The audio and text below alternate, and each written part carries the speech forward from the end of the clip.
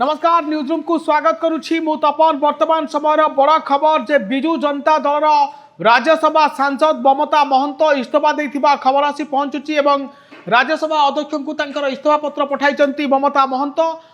बिजु जनता दल जे राज्यसभा सांसद थे 2020 मसीह से राज्यसभा को निर्वाचित होकर जाइथिले, किंतु एबे खबर आसी पहुंचुछि जे ममता महंत इस्तीफा देइचंती सांसद पदरु राज्यसभा सांसद पदरु राज्यसभा अध्यक्ष को तांकर इस्तीफा पत्र पठाइचंती।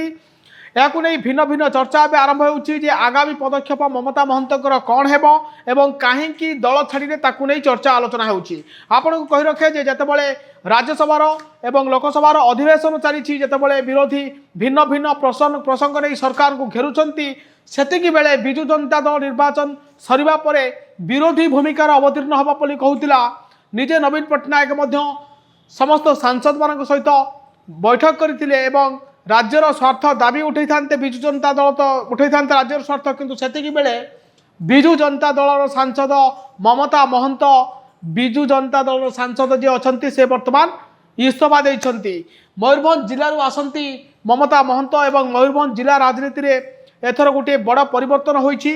विशेषकर बिजु जनता दल को गोटे शक्त धक्का लागिछि।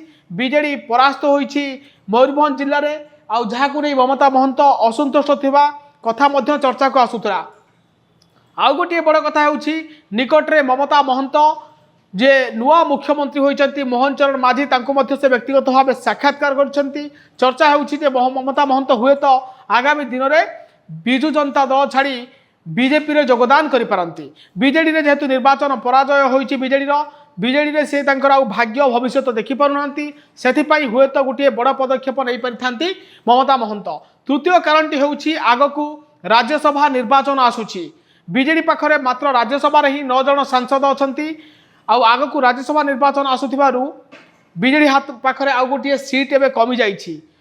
बीजेडी पाई यह निश्चित भाव में गोटे बड़ घातक सब्यस्त होगा। बीजेडी पाई सतर्क घंटी जितेबाला निर्वाचन पराजय होइछि, निर्वाचित प्रतिनिधि मध्य बीजेडी छाड़िबा आरंभ कले।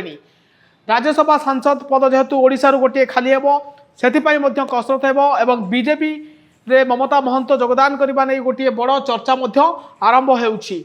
आपण को कहि रखे जे नवीन पट्टनायक निकटरे जो सांसद मान को भेटी राज्यर भिन्न भिन्न दाबी कथा कही एवं राज्यसभा बीजेडी प्रमुख विरोधी होइके उभा हेबो एवं विरोधी दलर भूमिका निभाइबो।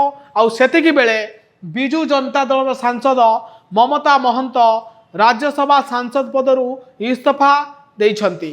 आपण को कहि रखे जे निर्वाचन परे परे बिजु जनता दल भिन्न भिन्न प्रतिक्रिया प्रकाश पाउछि। जो माने पराजित नेता माने भिन्न भिन्न कथा उठाउचंती, कहीं दल हारिला से नहीं तर्जमा करा चलछि, किंतु ताहारी भितरे अनेक नेता एबे दल छाड़िबा कथा मध्य खबर को सामना को आसुछि। आपण देखंतु विभिन्न पंचायत मध्य सरपंच समिति ब्लॉक चेयरमैन एभली पदवी मध्य बीजेडी हाथरू जीवाकू बसिलाणी।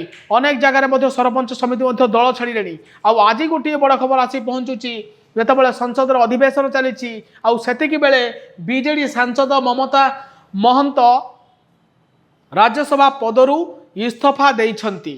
ये वर्तमान समय गोटे बड़ खबर।